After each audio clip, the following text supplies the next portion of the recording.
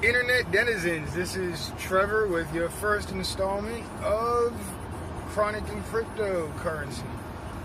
Little background information about myself. My name's Trevor from the great state of Rhode Island, which also happens to be the smallest state in the Union.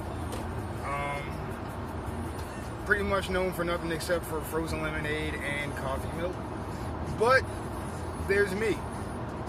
My interests are cryptocurrency, smoking weed obviously, and pretty much just hanging out listening to music. My background is I went to school at the University of Rhode Island, got my Bachelor's of Science degree in Mechanical Engineering. Won't tell you what year, I'll let you guess on your own. And pretty much have been working steadily since I graduated from college for the last few years. I'm going to smoke up. Half the title is weed, so there you go. And I was pretty much working that Babylon system for about 6 years and finally realized that, there was better things out there in life. And if I wanted to get different results or get something different from the life that I've been granted with or blessed with, that I had to, take a little bit of a different tact than conventional go to work every day, save a little bit of your paycheck in the bank, and hopefully maybe stocks, and it works out for you. A couple of years ago, I discovered cryptocurrency. Kind of got involved with it, I'm not going to lie, through use of the interwebs, as they are called, the dark webs, where I, started purchasing some kind of, I'm not going to say illicit substances, but some kind of substances, which you could only procure in the dark webs at that time. And that was my introduction to Bitcoin. What happened was I noticed that I would purchase Bitcoin using the Circle Pay app. Purchase Bitcoin using the Circle Pay app. 1 month, the price would be, say, $450. Didn't really think much of it at the time until the next month I would go to purchase some and the price would be slightly higher. It'd say like $500. Still didn't notice anything or really take that into account until the third time I wanted to make a purchase, and the price was about $650 per Bitcoin. It was at that point I realized, and kind of did the math, that hey, I've got this money that's been sitting in the bank collecting possibly 1% interest, if that. I think it's closer to 0.25% interest that the bank was gracious enough to give to me for storing my money. So after kind of doing a quick comparison, running the numbers in my head, it was pretty obvious that while it was a riskier investment than keeping my money in the bank, I was making a ton more money if I had stored my currency in digital form as opposed to, digital form in my own wallet as opposed to digital form in the bank's vaults. And that began my crypto journey. I was lucky enough to buy on Circle Pay Bitcoin when the price was sub $1,000, back before they with 0% purchasing fees as opposed to Coinbase's 1.5% fee that they charge for purchasing coins directly from your bank account. So for the longest time, I kind of just hung out, kept buying coins, didn't really have the incentive at that point to look any further into it other than the fact that I thought it was a good investment and, hey, try something new, right? Then around, I'd say February, after the price of Bitcoin had gone well over $1,000 and the price of Ethereum was now up over $15, I started to take a more active interest in my investments and what cryptocurrency was, the returns that my cryptocurrency investment was yielding me. So my journey then began by downloading Shapeshift on my phone, and I attempted to kind of take advantage of market fluctuations by utilizing a combination of the Shapeshift app and Coinami altcoin wallet. Luckily, I only did that for about 3 weeks before I found out about Poloniex and was able to log in, register for an account, and I joined early enough when there was only about 6,000 to 7,000 active users on the site to where I was able to get approved for a higher level verification rather easy. I've come to understand that it's super difficult now and the wait times are insane. So shout outs to everybody that's been in crypto for more than 6 months. Even more of a shout out to the people who were in it for over 3 years. Feels like it's our time in the sun. Hope we can keep this momentum going. So today, strongly. So today's, let me see, June 12th.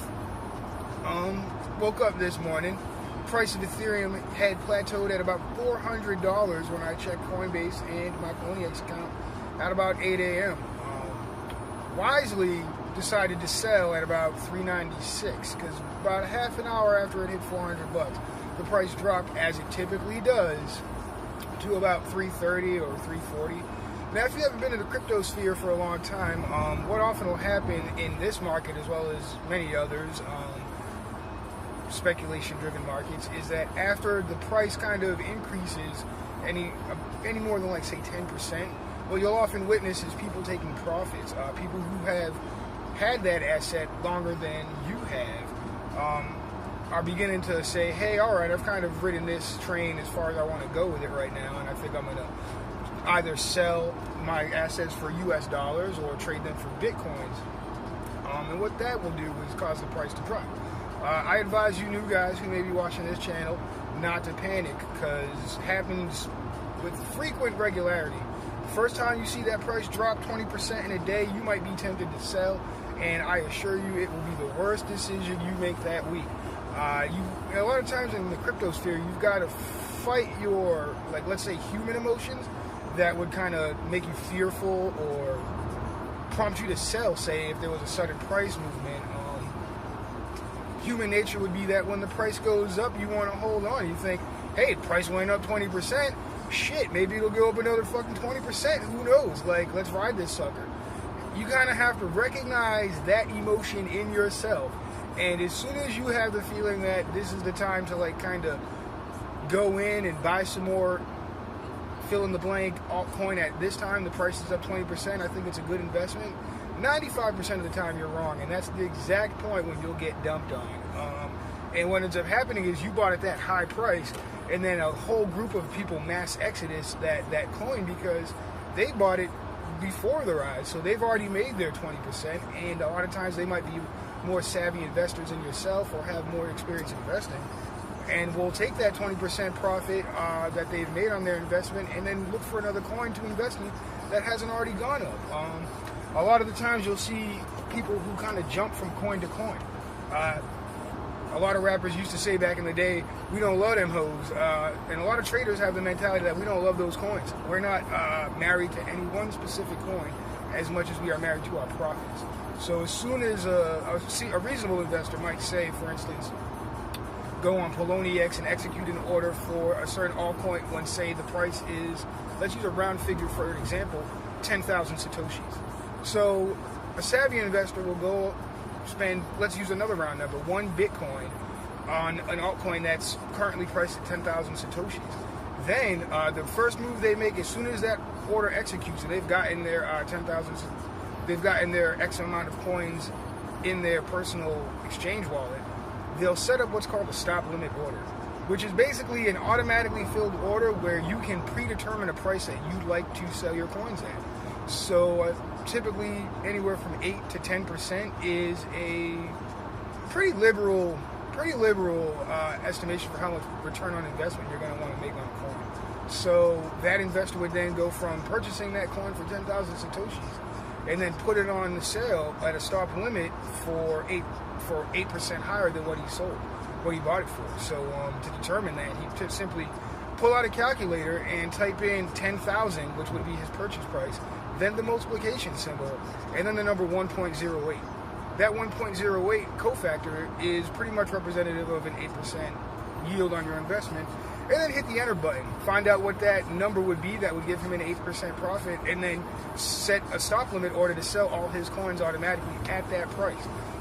Pretty much meaning that he doesn't so much have to watch the charts every other minute to see where the price is going to determine the best time to sell. He's kind of determined in his own mind that even if the price of the coin goes higher than 8%, the only amount of risk he's willing to take on is like to see if it'll get to 8%. And he'll happily take that 0.08 Bitcoins, which at today's prices is about $220, and call it a day.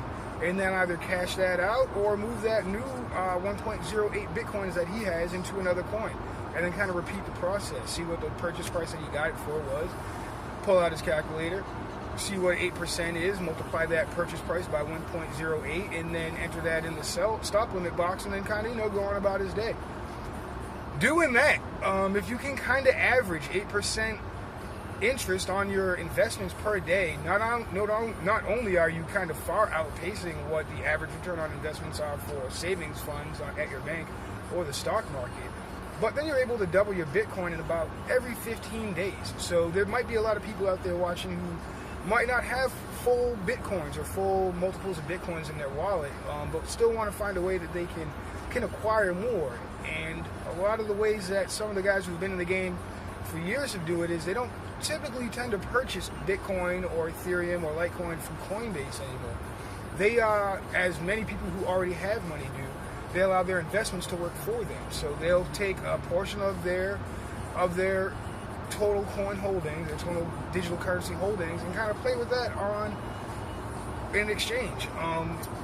That way, how much money do you need to live every day? How much money does your job pay you? Do you make $1,000 a week after taxes?